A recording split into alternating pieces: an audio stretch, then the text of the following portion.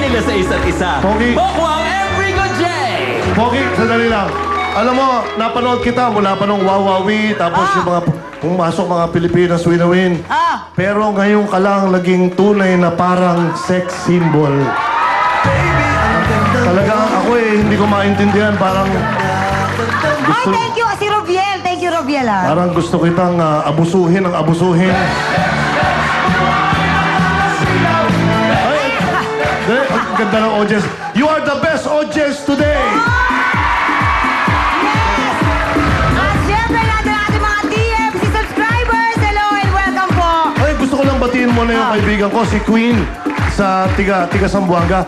Alam mo, meron siyang record, pangalan, May Esperanza. Congratulations, number 1 yung iyong kanta dyan sa tama. Zamboanga.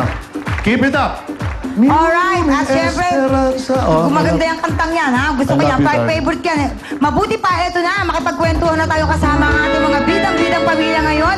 Dito po sa ang team song ng buhay mo. Mukhang exciting ito. Oo. Meron ako dito isang kapeso, pareho kami nung araw. Pero mamaya na natin pag-usapan Sige, yan. mabuti pa, unahin na natin, tawagin na natin si Anan. Anan? Anan! Oh! Hey! Opo. Anan, upo ka. Anan, alam ko kung ano madalas mong gamitin. Ano? Up solution. Si Anan, ang taray niya. Hi, Anan, magandang hapon sa'yo. Magandang hapon din, ma'am. Okay, at parang alam ko na kung bakit ang team song ng buhay mo ay Victims of Love. Bakit? Biniktima ka ba? Oo. Ng ano? Nabiktima din ako sa pagmamahal. Aba? Dahil sa pagmamahal na yan, Oh. nabuntis ako na hindi alam sa mga magulang. Hindi alam? Okay. Opo, sa loob So- ng siyam na buwan. Siyam na mo- buwan na. Opo. Nabuntis ka lang hindi alam ng mga magulang mo? Opo, Paano ma'am. mo tinago yan? Oh. Patalikod? Hindi po, sir. Paano? Kuba? Kunyari, kuba ka? Hindi po. Umuwi ako sa lingguhan sa amin, tapos ang nangyari, nagsuot ako ng maluluwag na Yung damit. parang lagi ka nakagano yan. Hindi, teka muna. Paano nilang, kasama mo ba sila sa bahay? O yung ano? Nangupahan po ako sa Valencia po. Dahil? Nag-aaral po ako sa college po. okay. Pinag-aaral ka ng mga magulang mo, umuupa ka, tapos habang ikaw ay pinag-aaral, hindi nila alam na ikaw pala ay nabuntis. Nabuntis. Opo, ma'am. Paano ito Paano ka nagsimula? nabuntis? Huwag mo na ikwento kung paano nyo ginawa, ha? Paano nangyari ang bago umabot sa ganyan? Paano mo na itago yung kaanuhan na yan? Naloko po ako sa isang lalaki po, ma'am, na minahal ko, na akala ko binata. Ayun pala, may asawa. Yung nalaman kong may asawa, Parang si Marco Sison. buntis na po ako. Buntis ka. Yung nalaman kong na may Tapos? asawa pa. So, since itinago mo sa mga magulang mo yung mga bata, at hindi mo naman yung bata, hindi mo habang buhay may katago sa kanila yan, paano mo naman, o paano nila nalaman at tinanggap ang sitwasyon? Nanganak po ako December 18, ma'am. Yung December 20, pangatlong araw ko nanganak, umuwi ako sa amin, parang sabihin ko sa mga magulang ko. Tapos yung baby, iniwan ko. May kasundo sa kapatid ng kaibigan ko po, ma'am.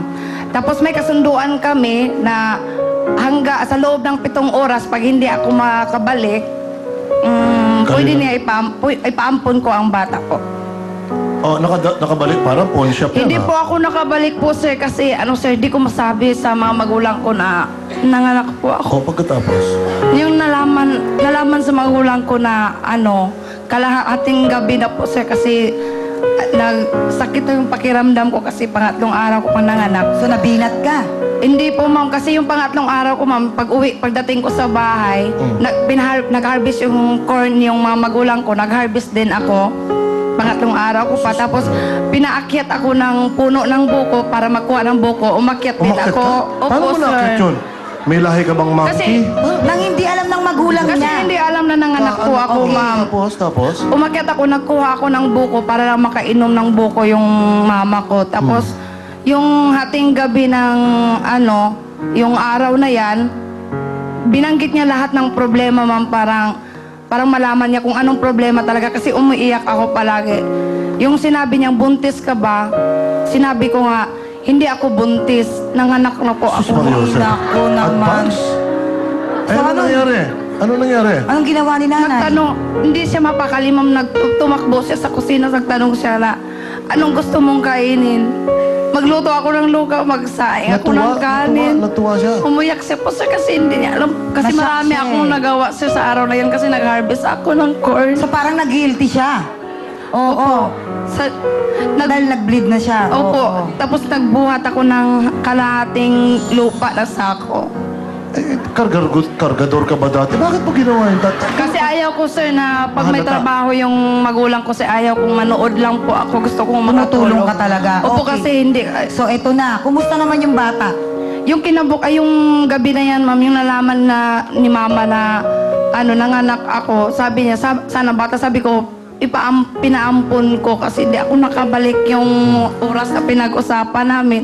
Sabi niya, hindi pwede, kunin natin. Kinabukasan, kinuha namin.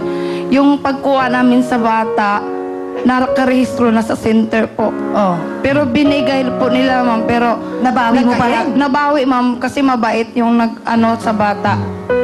So, ibig ko sabihin, yung nanay mo, hindi nagalit sa'yo. Hindi po, sir, kasi sobrang bait ng mga magulang ko, sir. Tanggap na tanggap nilang... Bakit naman pinagtago mo pa pagtatapat mo rin pala? Ano kasi ba? may asawa yung lalaki po, sir. Miskin na. Anyway, eto, hindi naman kasalanan ng bata kung Oo ano nga. yung naging kalagayan niya, no? Ilan taon na yung bata ngayon? Oo. 10 years old na 10 years po. old na. Hindi mo, asa na ang bata? Nasa inyo? Nasa mama ko po.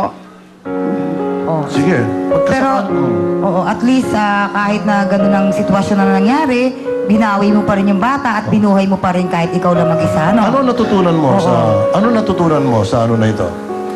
Ano po, pagpa-aralin para sa mga magulang, kailangang magtapat kung Tama. anong problema, Oo, ipaalam sa nanay. Kasi kahit anong klaseng anak, tatanggapin pala ng mga magulang. Totoo yun. Oo, totoo yan. Ano ba yun? Wala ka nang pupuntahan iba. Magulang lang talaga. Oo. Alam mo, nakakalungkot lang, Rico, kasi sunod-sunod na gabi na napapanood ko sa news, di ba, may mga batang iniiwan, natatagpo ang patay, tinatapon. Huwag tayong papasok sa mga sitwasyon na hindi po natin kayang dalhin kung may mga inosenteng bata na magbubuwis ng Okay, buhay, kung di ba? mangyari sa atin yan, wag mong ipamimigay yung Hindi anak yun sa atin naman kasi tuta, bata ang Tuta. pinag-usapan nila, tuta yung sa Ano sa akin, aso? Trabaho. Oga. Okay. Anyway. So, kailan mo huling nakita yung bata? Ano po, sir, 2005 po. 2007 po. Ano ba talaga? Alam ba ng bata na nanay mo? 2007, ma'am. Sige. Alam ba ng bata na nanay ka niya? Alam na po, sir, kasi pumunta ako dito sa Manila. Malaki na yung bata, 5 years old na po. Hindi ka ba buntis ngayon? Hindi po, sir, ha? Hindi. Yes, sexy nga. Oh, hello. Wala nga kachan-chan, Eh, hello. naitago nga niya ng 9 months eh. Paano, Ang galing di ba? nito, ha? Pero tama yung sinabi mo, ano? Yung pinagagaan Okay. ko lang. So, ano ngayon?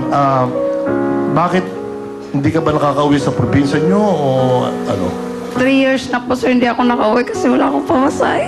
Wala Okay, pa masahin? ito Bigyan na ka ta. lang. Bibigyan ka ta. Bigyan ka niya ng pamasahe.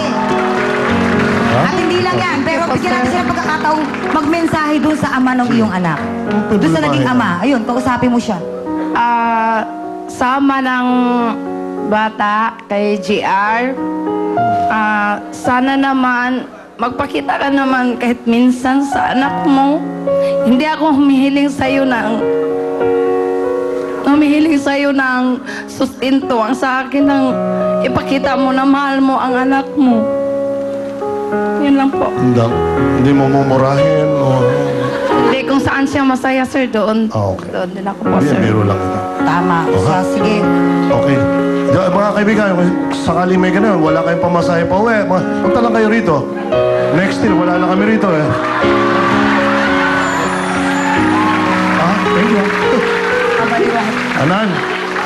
Okay na. Biro lang mo yan. Biro lang mo Huwag yan. kayo nagpapaniwala kay Rico, hindi ko na Hindi, naman gusto ko lang naturukan ng kasi